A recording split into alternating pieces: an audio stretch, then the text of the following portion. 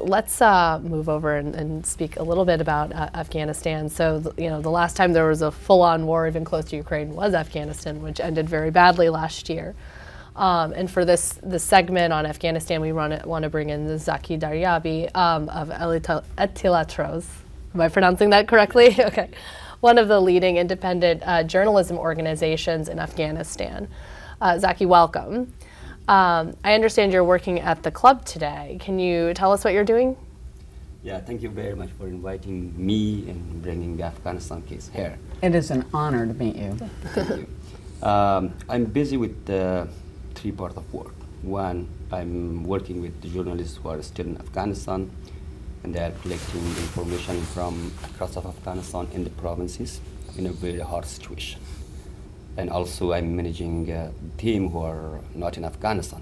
They are working with the team who are in Afghanistan.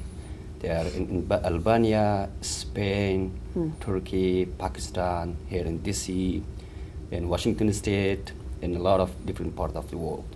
So I'm managing everything that still Etilaatroz be active, and we have the flow of information from Afghanistan, what's happening around the country. The second is this, that how we can establish Etilaatroz again, because we lose a lot of journalists who are not working with us now, because they just become immigrant to many countries, and we do not have the budget to hire them and to restructure the Etilaatroz. We just established the printed version in Afghanistan. It's not possible anymore to publish the print version, so we are an online platform. And we need to restructure our team, the organization, to be flexible on what's happening in Afghanistan, what the government is making a decision that we can deal with. And the third is that we are working with a lot of friends among the media community to restructure all the media institutes. Everyone is in the same trouble as we are in Etilaatroz. So everybody is looking to find a way which policy is sustainable for safety of journalism in Afghanistan, which policy are effective for the future of media in Afghanistan, and how we can be stronger as a media as we were in the past 2 decades. These are the things that I'm busy with, and I think many friends from Etilaatroz colleagues to another media outlets has the same responsibility these days. Okay. I just would like to say I think that is a model that we really need to follow. We've talked about how many crises there are in journalism worldwide. It's kind of like whack-a-mole, because I do think President Biden's right when he said there's a war for democracy, and so you see journalists under threat in so many places. What I like about this idea that Zaki has is I think the internet, although it has caused a lot of problems for us, as we've discussed, it opens a possibility of doing cross-border journalism, which I think is the ultimate, if you'll pardon me, middle finger salute to the bad guys. If you just say, okay, you've driven us out of your country, you've exiled us, as Jason talked about, but we are still going to do our work. And we had a journalist from Pakistan at the University of Missouri a year ago on a Alfred Friendly Fellowship, and he has broken story after story after story that has had an enormous impact in his home country. I think Imran Khan had to resign in part because of the work of Ahmad Nourani. So I think if we take a page of that we as journalists and journalistic institutions here can support journalism that continues to go into Afghanistan, it would be a great thing. We are bringing an Afghan journalist named Zabihullah Ghazi, who worked for the New York Times and Voice of America, to the University of Missouri. And I know our good friend Lynette Clementson has 2 Afghan journalists at the University of Michigan. Arizona State is supporting journalists. Princeton University is supporting an Afghan journalist. And I think if more of us can do that and figure out a way, I think the painful part for me is the need is so great. I wish I could do more. Right. And I invite, I'm going to make a call here, funders, philanthropic organizations, here's an opportunity for how to really make a difference. Support a network of Afghan journalists in the United States and globally, wherever they are. I'm sure your colleagues must be all over, right? Yeah. And let them, to support them and let them create a network and do their journalism and send it back into Afghanistan. It's possible. We can do that. Why don't we do it? And that is your model, right, Zaki? You are supported in part by funders, NGOs, that sort of thing, grants? Yeah. Etilaatroz had a lot of joint work with the founders who are supporting freedom of expression in Afghanistan. And there's a lot of other media outlets that have the same relation. So this is a very good idea. That's what a lot of journalists in exile seeking to go to universities, to work with the other journalists. And I think what's happening in the ground in Afghanistan is also very useful, because we've seen in past 10 months that Taliban the Taliban behavior with foreign journalists are much different from the local journalists and the national journalists. When they take a local journalist, they beat them, they torture them. But when they face with New York Times or many other outlets, they just giving them a stage, they just collaborating with them, and they actually guard them to go somewhere, provide a report. So for long term, I think behind the studies opportunities to work between international journalists and local journalists are very important. And this is the way that we need to provide a mechanism for that, how we can collaborate in the future. And I'm just calling the same thing you called. Let's not forget Afghanistan, and let's go for the journalists who are in Afghanistan and who are outside Afghanistan, still they continue their work in Afghanistan. I think what Zaki said is so right. Have a model, because this is going to keep happening. Right. I mean, Afghan journalists need help. Russian journalists need help. People are being exiled from Russia, and it would be great if we could continue that work. You know, VOA can only hire so many people, so how are we as a community of people who care about democracy, not just the journalism community, because we're already doing a lot, but we need other people who care about democracy to step up and help make this happen. Because I think there does need to be a model. Every time something like this happens, and sadly it's going to continue to happen for a while, we need to help, not just, I'm going to steal a line from Lynette, not just save the journalists, but save the journalism. Well, I think it's also it's a living, breathing ecosystem, right? The work that Zaki and Etilaatroz does in their organization can work with organizations like VOA, who may not be able to get back into the country, right? We have to look at this as kind of a collaborative effort to support the ongoing work of journalism in exile. But also to strengthen the journalism that is operating freely. I saw this while I worked in Iran for many years. I mean, there's only so much access you can get as a foreign journalist in some of these countries. You rely on those individuals who are steeped in the place, native to the place, who may not be able to work out in the open, but want to get information out. And we have to do kind of a crowdsourcing of journalism, right? And I think that might be the way forward in some of these countries that are under such threat. Yeah, and from Zaki, I've learned there's some practical issues too. You can't just pull up your stakes and 3 months later be operating fully. He's got a grant, but the grant is written as if they're all there in Kabul, and now he's got to go and rework the grant to state the condition of the enterprise now. And that sounds easy, but it's not. It's a lot. And so in the interim, what happens with funding? You know, how does he hold his network together? There are lots of lessons here, and I think they're doing a great job, but more funding is helpful, but also expertise. How do you manage when something like this happens? They have a practical problem about paying the people that work for them in Afghanistan. So there's lots of issues. It's not just push a button. Right.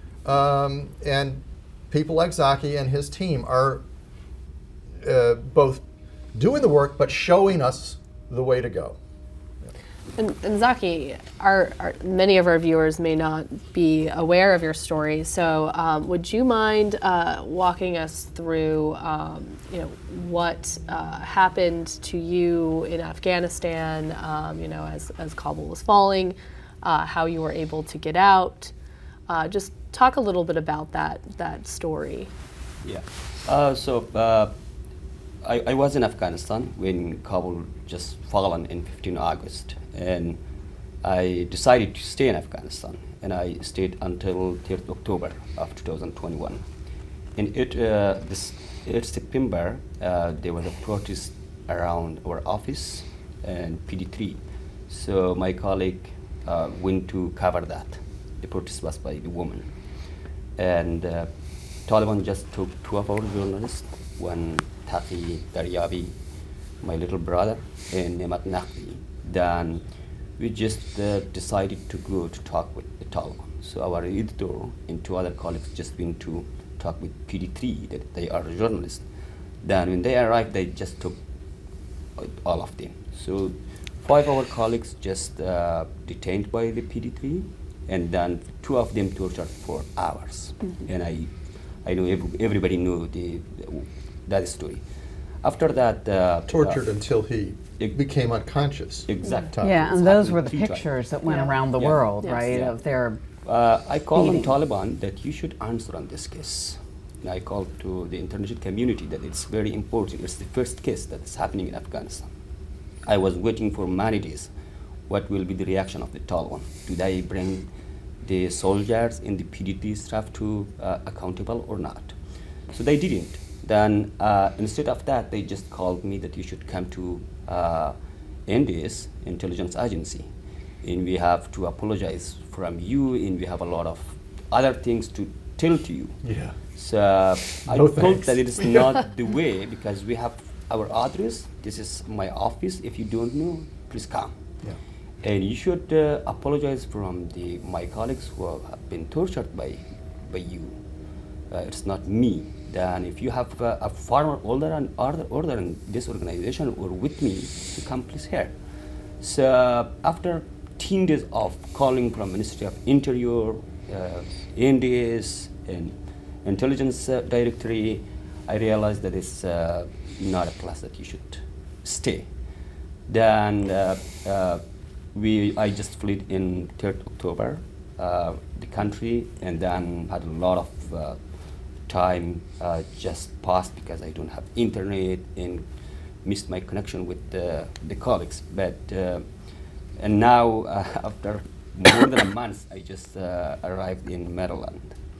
This is You went through Doha. Yeah, I was in Doha. That's why I left the country, and then all the colleagues were agreed that we should leave the country now, especially the staff who are very famous. Mm-hmm. Their names were in the websites, their contacts was in the database. So what happened with Zaki and Naqvi could be happening with everyone of Etilaatroz, Yeah. because there was not just Talib. Etilaatroz was an investigative outlet, so there was a lot of people who was in anger with Etilaatroz. They include the past government officials. So this is why I left Afghanistan. Yeah.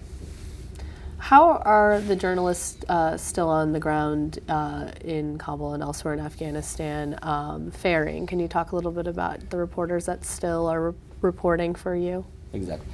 There's 2 kinds of journalism in Afghanistan. One who are working with established media by the Taliban, by the government. And they are working very freely. The style is very different, the way they report is very different, the TV channels are very different. But there's an independent media who are working still in Afghanistan. Unfortunately, in this area, they don't have freedom. They don't go to everywhere to report. They just afraid what's happening because there is no role. The Taliban announced today that we support free media in Afghanistan.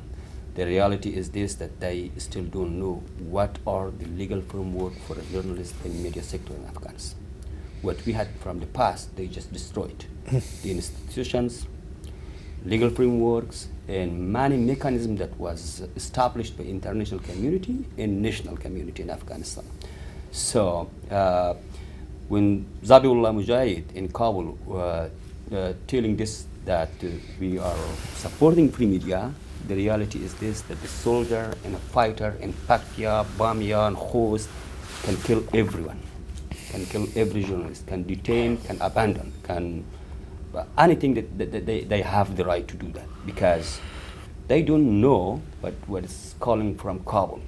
So a lot of journalists inside Afghanistan, include Etilaatroz team, work anonymously. Their names are not in the website. Their names are not in reports. Yesterday, a former colleague of me, who is not working with Etilaatroz now, just received 3 times call from National Directory, intelligence agency, that why you publish this report, because you are the past reporter here for Etilaatroz. They just told that you published this report, but the reality was this, that he's not working with Etilaatroz anymore. So they've just found who was working in the media and putting a lot of pressure on them. This is the situation that we face in Afghanistan. Your flight, when you left, took off at 3 p.m. Tell everybody what happened at 4 p.m. At 4 p.m. there was just a person from the Taliban. I think he is now spokesperson for the High Court. Just came with a lot of NDS soldiers and surrounded my office and came to the office and looking to the toilets everywhere. Where is Zaki? Where is everyone here? And this is what happened actually on that day. Wow. Yeah. Anyone else have questions for Zaki? I was interested, Zaki, in what you said about missing the connections with your colleagues, and how important is it for you to have reconnected and be starting to work as a journalist again? It is the biggest issue that I'm dealing with. Every day I'm working with freelance for Etilaatroz, but actually I'm working with Etilaatroz and for Etilaatroz. There's a different time zones that I need to be connected, and sometimes at 4 in the morning I need to be aware to just receive a call or meet some people. So this is very important. Then the important thing is that what the journalists who are working now with us in Etilaatroz, many of them are not so experienced. But the team who left Afghanistan are experienced. The human capability that they had for the Etilaatroz is necessary for us to re-engage with the local journalists who are in Afghanistan, because it's about the audience. Audience just expected the quality that we had before, but they don't know what a lot of things changed in Afghanistan. So they expect the same. And our mission is this, how we can re-engage the teams and have them together and rebuild the confidence that the audience had to. And where is your staff now? How many countries are they scattered among? They are in Canada, they are in many countries in Europe, they are in US, they are in Albania, Turkey, Iran, Pakistan, Azerbaijan, Kazakhstan, and many other countries, I think. So CNN says they're the worldwide network. You're the worldwide network in news. You had 50 people on your staff, yeah, at the time of Kabul fell. No, we were 40. 40? Yeah, we were Okay. 40. Yeah. I also have a question, Zaki. Your whole life you must have been hearing about the United States of America. Now you're here. The working conditions as a journalist and the support that you have received, and maybe some of the support you hope to receive but haven't received, how has the reality of coming and living and trying to work here been different or the same as what you expected? Uh, I just lived in Afghanistan all of my age. I was not aware what does it mean if you live in the US or any other country like. So there's a lot of difference between living in Afghanistan and the US. I faced with a lot of challenges in my private life, but the good thing is this, that we know what journalism is, what Etilaatroz is doing. So it just make it easier to work from here and to be aware what's happening in Afghanistan as well. So I think if everything is going to according to the plan, then it will be easy for us to restart Etilaatroz again here and work as effective as we work in Afghanistan. It maybe takes some months, but I'm hopeful that the team will re-engage together and we will work with team who are in Afghanistan, and we have the same content that we had in Afghanistan. Just we don't have the print version, but instead we are trying to bring some more changes in Etilaatroz to do video reporting in Afghanistan. So I feel like it is possible. It is hard, but we need time. We need more support. We need an immediate support to relaunch the Etilaatroz. This is what I feel as editor-in-chief. Zaki, any closing remarks? I think what's happening with Etilaatroz and what I'm talking is an issue for all media organizations. But the important thing is that we need to put a pressure on the Taliban, that they should be aware of freedom of expression. This is a basic right. They should respect the journalists who are in Afghanistan and working in a very hard situation. They should not be censored. They should not be detained. They should not be tortured. They should not be beaten. And unfortunately, this is happening. So what the media organization in Afghanistan is expecting is how we can work in a mechanism that international community should be engaged with the civil society of Afghanistan, media, and also human rights defenders to protect them, to support them, and to put a pressure on the Taliban that they should respect this right. How we can bring the issue of freedom of expression as a benchmark for every donation to Afghanistan. This is the way that I think is useful for Afghanistan, and this is an idea that we in Third Way, in any opportunity, is seeking to find a way to work with the international community to raise this voice that the Taliban should respect the freedom of expression in Afghanistan. And many journalists in Afghanistan, many editors in Afghanistan today called on Taliban. That is something that are very important for the future of Afghanistan. If you want a good Afghanistan for the future, in the future, so we should respect the freedom of expression. We should accept that free media should be active in Afghanistan, and the journalists just work very freely. And this is the call that I see everyone posted in social media and call to the Taliban.